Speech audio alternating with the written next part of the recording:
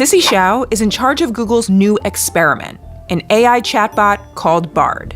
And after a few days of testing it out myself, I can understand why she's stressing that experiment point. For those just tuning into the AI wars, BARD is Google's answer to OpenAI's ChatGPT and its step-sibling, Microsoft's Bing chatbot. You can type in queries and it spits out human-like answers.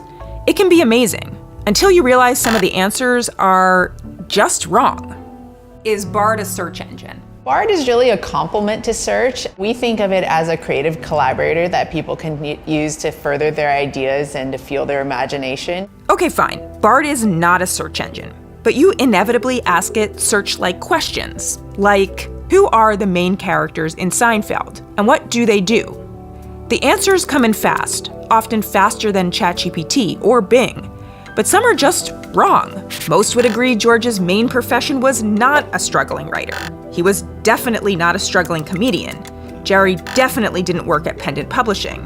Why did BARD so confidently say the wrong jobs for these Seinfeld characters? At the heart of BARD is a large language model. Large language models are trained on publicly available information, and then they're just sort of statistically predicting what next word to add to the sentence.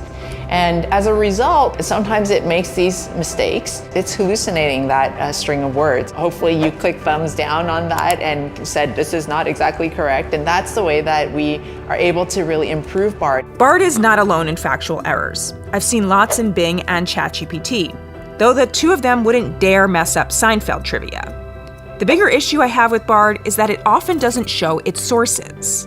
BARD is trained on lots of publicly known information on the internet, and on the internet there's lots of information about things like Seinfeld and common topics. We do show a sources link when there is a direct citation that the content is coming from, but a lot of the output itself is really being generated by the model.